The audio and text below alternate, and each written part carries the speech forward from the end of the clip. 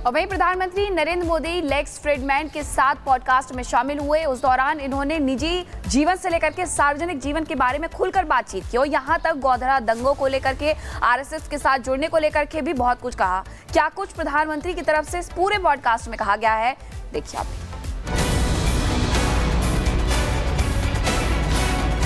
प्रधानमंत्री नरेंद्र मोदी ने अमेरिकी पॉडकास्टर लेक्स फ्रीडमैन के साथ एक विशेष बातचीत की।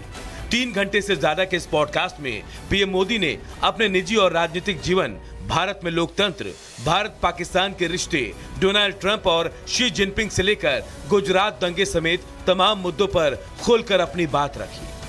पीएम मोदी ने इस पॉडकास्ट में देश और राजनीति से जुड़े मुद्दों पर तो बात की ही, साथ ही उन्होंने तमाम वैश्विक मुद्दों पर भी अपना पक्ष रखा।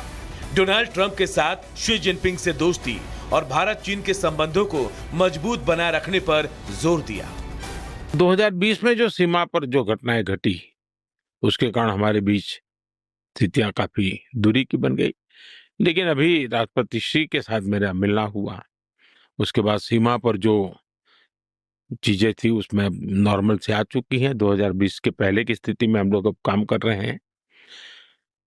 अब धीरे धीरे वो विश्वास और वो उत्साह और उमंग और ऊर्जा वापस आ जाए, वो उसको थोड़ा समय लगेगा कि बीच में 5 साल का अंतराल गया है। भारत के धुर विरोधी पाकिस्तान को पीएम मोदी ने विश्वासघाती बताया। साथ ही साफ किया कि इसी वजह से बार बार पाकिस्तान के साथ दोस्ती की कोशिश नाकाम हो रही है। मैंने मेरे शपथ समारोह में पाकिस्तान को स्पेशली इनवाइट किया था ताकि एक शुभ शुरुआत हो, लेकिन हर बार हर अच्छे प्रयासों का परिणाम नकारात्मक निकला। हम आशा करते हैं कि उनको सद्बुद्धि मिलेगी और सुख शांति के रास्ते पर जाएंगे और वहां की आवाम भी दुखी होगी, ऐसा मैं मानता हूं कि वहां की आवाम भी ये नहीं चाहती होगी कि रोजमर्रा की जिंदगी जिए इस प्रकार के मारधाड़, लोही लुहान, कट। गोधरा दंगों पर सवाल उठाने वालों को भी पीएम मोदी ने 2 टूक जवाब दिया और कहा कि अदालत का निर्दोष ठहराने के बावजूद हमें बदनाम करने के लिए गोधरा दंगों को लेकर झूठी कहानी गढ़ी गई। 2002 से पहले गुजरात में 250 से ज्यादा बड़े दंगे हुए थे और 1969 में जो दंगे हुए थे वो तो करीब 6 महीना चले थे।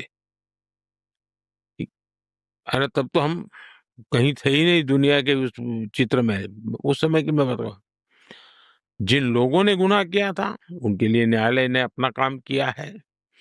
लेकिन सबसे बड़ी बात है, जिस गुजरात में साल में कहीं कहीं दंगे हुआ करते थे, 2002 के बाद आज 2025 है, गुजरात में 20-22 साल में कोई बड़ा दंगा नहीं हुआ। वहीं जब अमेरिकी पॉडकास्टर ने पीएम मोदी से आरएसएस को लेकर सवाल किया तो उन्होंने कहा कि संघ को समझना इतना आसान नहीं है।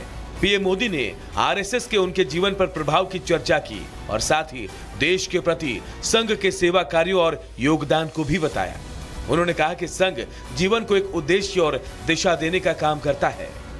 Bureau report, Republic Bharat.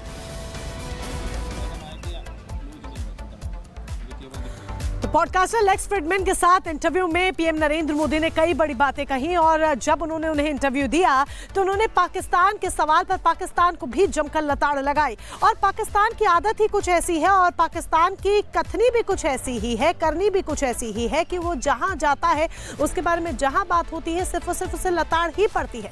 दरअसल पीएम मोदी ने कहा कि पाकिस्तान का नाम आतंक है और पाकिस्तान ने खुद ही भारत से संघर्ष का रास्ता चुना है।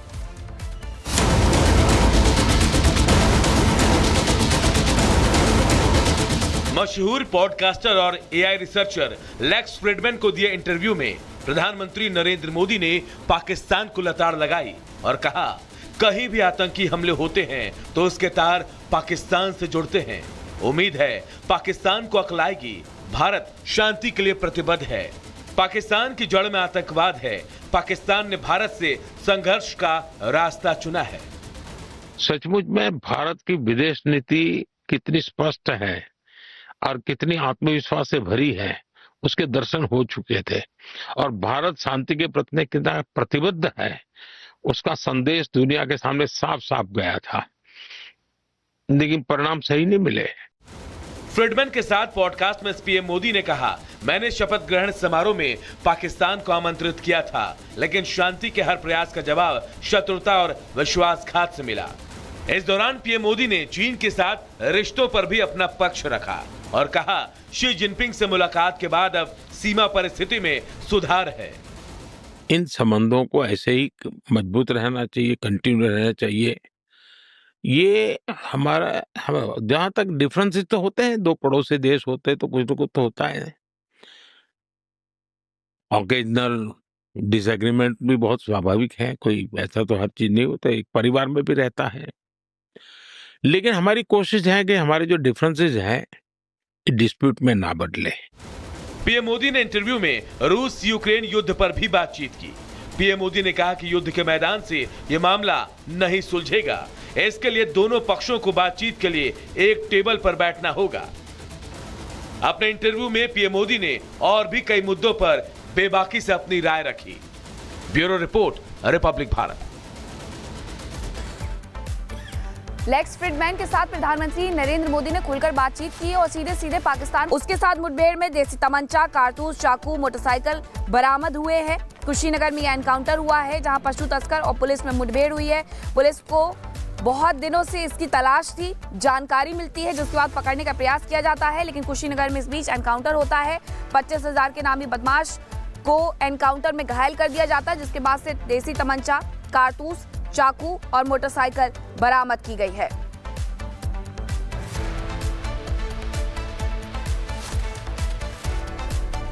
और वहीं आपको बता दें कि उत्तर प्रदेश के लखनऊ में गैंग रेप केस के आरोपी से मुठभेड़ हुई है। आरोपी संदीप यादव का एनकाउंटर हुआ है। तमंचा और कारतूस भी बरामद किया गया है। मोहनलालगंज के जंगल में छिपा था। उत्तर प्रदेश के लखनऊ से भी कुशीनगर जैसी खबर आ रही है जहां मुठभेड़ हुई है। ये गैंग रेप केस का आरोपी बताया जा रहा है जिसके साथ ये मुठभेड़ हुई है। संदीप यादव इसका नाम है और तमंचा और कारतूस भी इसके पास से बरामद हुआ है। मोहनलालगंज के जंगल में ये व्यक्ति छिपा हुआ था जिसकी तलाश की जा रही थी।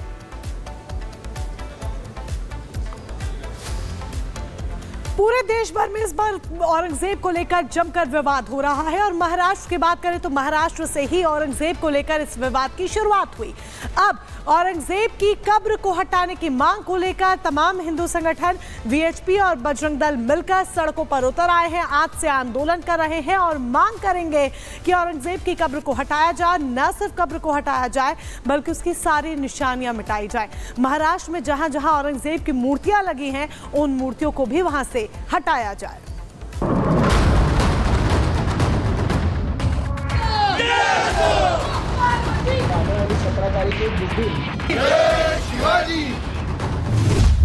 औरंगजेब की कब्र हटाने की मांग अब आंदोलन की शक्ल लेने की तैयारी में है।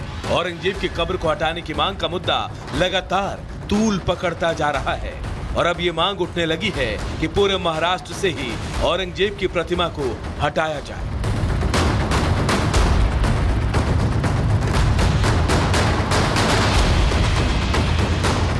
आज इसे लेकर वीएचपी और बजरंग दल के कार्यकर्ता विरोध प्रदर्शन करेंगे। पूरे महाराष्ट्र में वीएचपी और बजरंग दल के कार्यकर्ता जिलाधिकारी कार्यालय के सामने विरोध प्रदर्शन करने वाले हैं।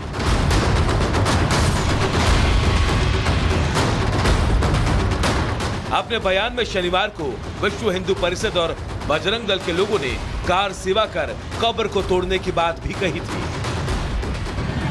या शिवभक्तांच्या आहेत त्या भावनांचा आदर मी देखील करतो। कौरियाची जी काय परिसीमा त्यांनी गाठली होती आणि अशा औरंगजेबाच्या आठवणी किंवा त्याच्या निशाणी या महाराष्ट्रामध्ये कशाला पाहिजे। ही भावना जी आहे ही या तमाम शिवभक्तांची